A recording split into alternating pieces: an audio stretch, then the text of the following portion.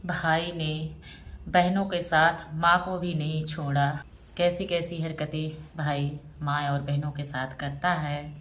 पूरा मामला क्या है, कभी कभी ऐसी घटनाएं हो जाती हैं। आज की जो सच्ची घटना सुनाने जा रही हूँ, यह सोचने पर मजबूर हो जाओगे।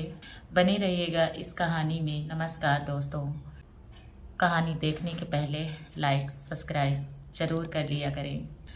जो यह अजीब कहानी है आजमगढ़ की, वहाँ पर एक परिवार रहता था। उसी परिवार में एक माँ, दो बेटी और एक बेटा भी रहता था। और मुख्य व्यक्ति थे, उनका नाम था अनिल। बीमार पड़ने के कारण पति अनिल दुनिया से चले जाते हैं।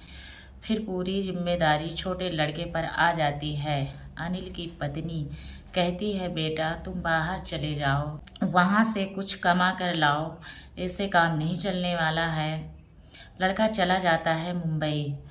तो फिर यह तीन लोग घर में रहते हैं और दोनों बहनें पढ़ने जाती थी। छोटी बहन जब स्कूल की छुट्टी होती थी तो वह उसी रास्ते से रोज निकलती थी। तो उनका पड़ोसी, जिनका नाम था आयुष था और उनकी उम्र करीब 16 साल थी, वह छोटी बहन देखा करता था। जब निकलती थी एक दिन उन उन दोनों में बातचीत होने लगती है। लेकिन उस लड़की ने ऐसा कभी नहीं सोचा था ऐसा होगा।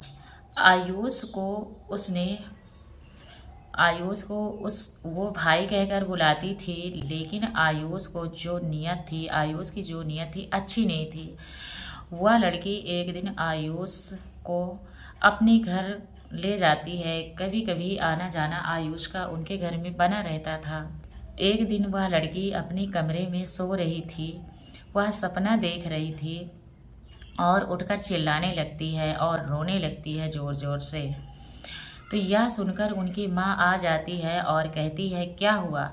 वह छोटी कहती है, मैंने सपना देखा है, जो आयुष है वह मुझसे रास्ते में बदतमीजी कर रहा था और मुझे गंदी कार्टून दिखा रहा था। तो माँ कहती है, सो जाओ, सपने सच नहीं होते हैं। लड़की अपनी माँ की बात मानकर सो जाती है। एक दिन यह पूरी बात माँ अपनी बड़ी बेटी को बताती है। लड़की कहती है, मम्मी हमारे साथ भी यही हो रहा था सपने में। तो माँ कहती है, ऐसा क्यों? ऐसा कैसे होने वाला है? क्या होने वाला है मेरे बच्चों के साथ? फिर एक दिन वह माँ अपने भाई को बुलाकर दोनों बेटियों को मायके भेज देती है, मामा जी के यहाँ।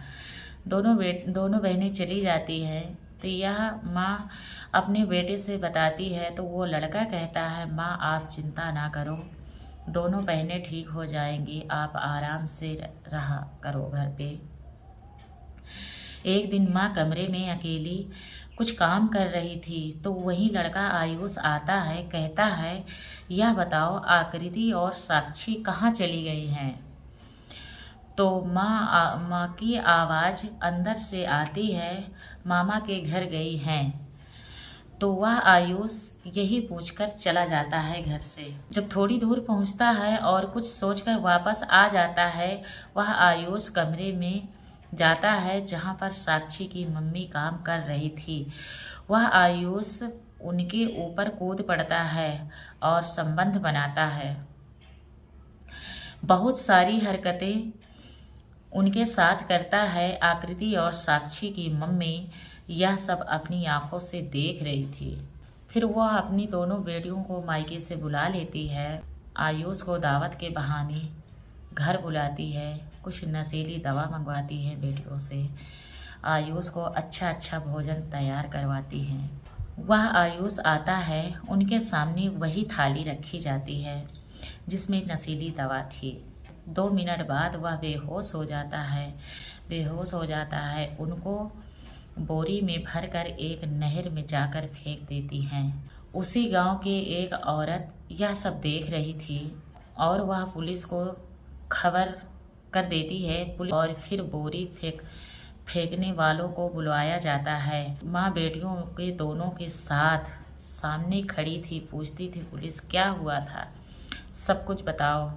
वह माँ कहती है हमारे साथ और हमारी दोनों बेटियों के साथ यह आयुष नाम का लड़का शारीरिक संबंध बनाता था। दोनों बेटियों के साथ पहले से करता था। कुछ दिन पहले हमको भी नहीं छोड़ा इसने। पुलिस माँ बेटियों को गिरफ्तार कर लेती है।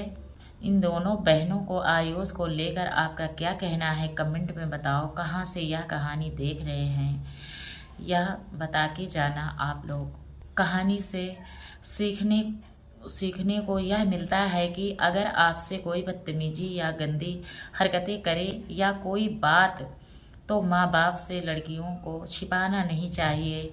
क्या पता आगे चलकर बात बन जाए या बिगड़ जाए तो माँ बाप को ज़रूर बताना चाहिए। इस दुनिया में माँ आपको लाती है, माँ से बढ़कर कुछ नहीं, माँ ही साथ देती है। माँ बाप की इज्जत करना सीखो मेरे बच्चों, मेरे बेटा, मेरी बेटियों से आपसे हाथ जोड़ के रिक्वेस्ट है, माँ बाप की इज्जत करना सीखिए।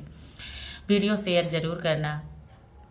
तो इस कहानी को सुनाने का मकसद किसी को परेशान करना नहीं था, ताकि जागरूक करना था। तो मिलूँगी अगली वीडियो में, तब तक के लिए नमस्कार।